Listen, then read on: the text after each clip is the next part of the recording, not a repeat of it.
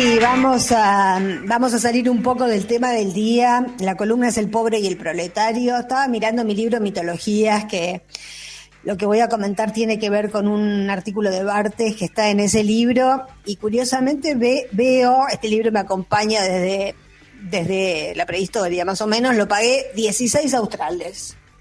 Todavía tiene todavía tiene el precio marcado, 16 australes. Bueno, la semana pasada se cumplieron 135 años del nacimiento de Chaplin, evidentemente uno de los artistas más notables, ¿no? Y protagonista además de uno de esos cambios de época. Estamos viviendo, también se me cruza por la cabeza la interesantísima entrevista a Jorge Alemán, que salió ayer en Página 12, donde decía, estamos presenciando, y no es una cosa frecuente, un cambio de época. Chaplin también presenció, fue protagonista de un cambio de época, porque cuando era prácticamente el más famoso y el más celebrado actor y director del cine mudo, le tocó vivir la transición al cine sonoro. Y prácticamente todos los que trabajaban en el cine en ese momento tuvieron que dar un paso atrás porque las voces no coincidían con su gestualidad. La gente estaba enamorada y tenía ídolos mudos, enamorados de su gestualidad, pero cuando llegó el momento de poner la voz, algunos tenían voz de pito, otros, digamos, no les coincidían las voces. Bueno, Chaplin pudo, muteate Mariano porque hace ruido. Gracias. Bueno, la cuestión es que la película que hizo justamente esa transición entre el cine sonoro y el cine mudo fue Tiempos Modernos. Esa película es del 36. Y bueno, es un año también muy significativo porque el capitalismo norteamericano ya vivía, Chaplin era británico, pero vivía en Estados Unidos, después se volvió a ir porque lo empezó a perseguir McCarthy, pero estaba ese capitalismo tratando de revivir y de recuperar energía después del crack de la bolsa del 30. 6 años después se estrenó esta película. En Tiempos Modernos, Chaplin, justamente aparece Carlitos, que es el personaje que lo acompañó en casi toda su obra, que era él mismo, pero con una gestualidad y con ese caminar que, bueno, es la maqueta de Chaplin, la que ha quedado para la historia. Y aparece Carlitos como un pobre, como un obrero de fábrica. La diferencia entre el pobre y el proletario era, bueno, la visión que tenía ya el comunismo, el Partido Comunista, del pobre. Es decir, el proletario era un pobre con conciencia social. Esa era la diferencia entre un pobre y un proletario. El pobre no se daba cuenta del porqué de su pobreza. El proletario, que se veía a sí mismo como un proletario, tenía toda una teoría bastante realista de que su fuerza de trabajo era chupada, absorbida y aprovechada por el capitalista, por el dueño de la fábrica. Esa era básicamente la diferencia. Chaplin tuvo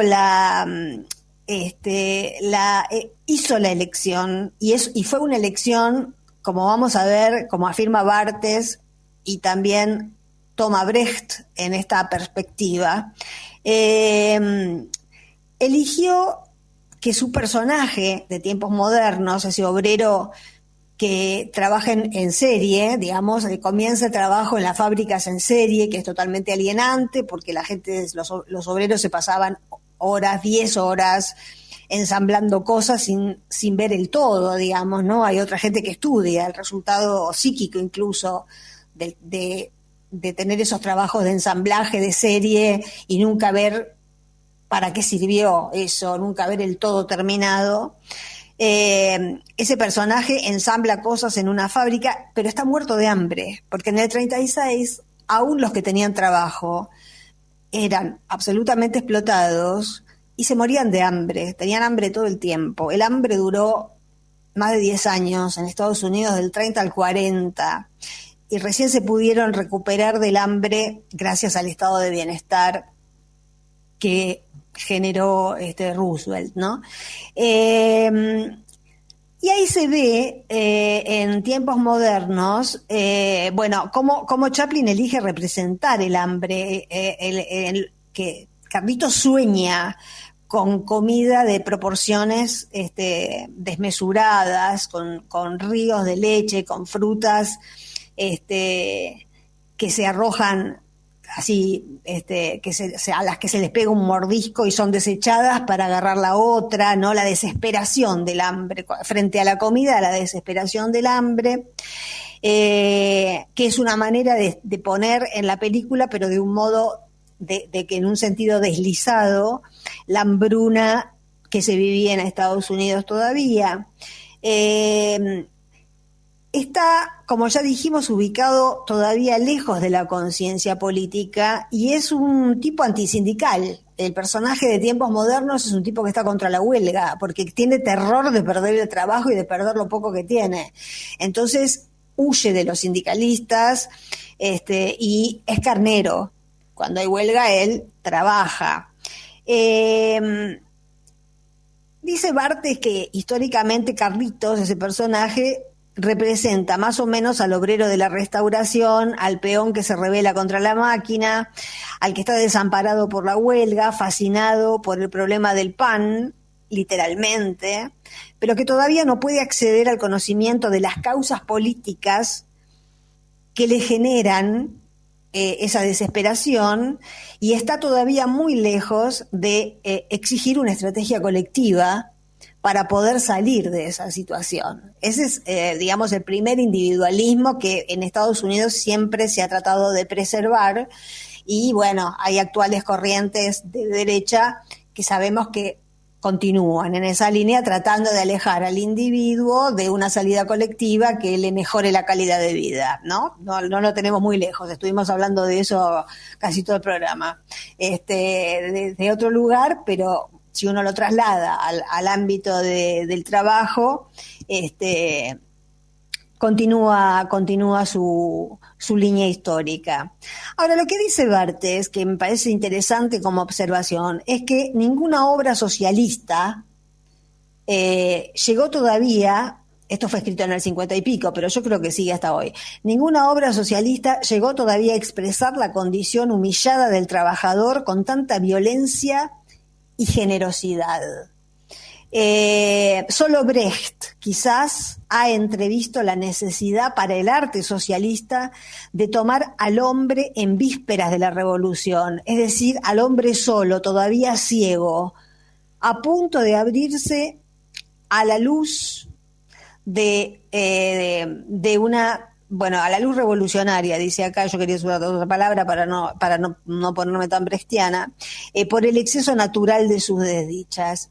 Es decir, hay algo en esa... Por otra parte, y alejándome de Barthes, yo creo que el realismo socialista es la corriente más aburrida que existió en toda la historia por lo menos de la literatura, ¿no? Porque es el deber ser, digamos. Cuando te muestran el deber ser, se te va la libido por el espectáculo, por la historia, por la lectura.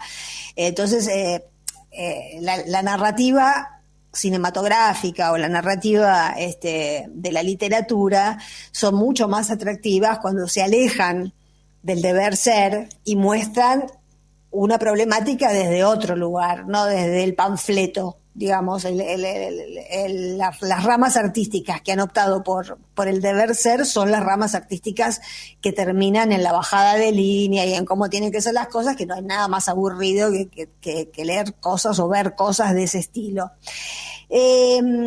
Finalmente, hay algo que dice Barthes sobre Chaplin y sobre esa elección estética que hace, que a mí es lo que más me ha fascinado siempre de este texto, y es que Chaplin muestra la ceguera de Carlitos al público de modo tal que el público ve en el mismo momento al ciego y su espectáculo. Es decir, recurre a un viejo truco que conocen muy bien los niños que van a ver espectáculos de títeres y los titiriteros. En esos espectáculos de títeres y titiriteros, los niños que están sentados mirando ese telón, ven que el malo aparece atrás del personaje y le dicen al personaje, está ahí, pero el personaje en el teatro de títeres no lo puede ver, es ciego, no tiene percepción a sus espaldas. Ese es el mismo efecto que produce en tiempos modernos esa condición de pobre de Carlitos. Es decir, uno como espectador al ver tiempos modernos ve la explotación, ve la panza del dueño de la fábrica, ve que se alimenta bien y la panza representa la plusvalía, aunque no esté enunciado de esa manera, y ve que Carlitos, al tener tanto temor de perder el trabajo y tanto temor a asociarse sindicalmente con sus compañeros, no llega a darse cuenta de cuál es el mecanismo que lo convierte en un pobre tipo y en un tipo con hambre. Termino con los últimos renglones de este pequeño artículo de Barthes, escrito a mediados de los 50 sobre una película que ya tenía 15 años. En definitiva, dice, es por eso que el hombre, Carlitos, triunfa en todos los casos, porque escapa de todo y jamás inviste en el hombre otra cosa que al hombre solo. Su anarquía, que es discutible políticamente, quizá represente en el arte la forma más eficaz de la revolución.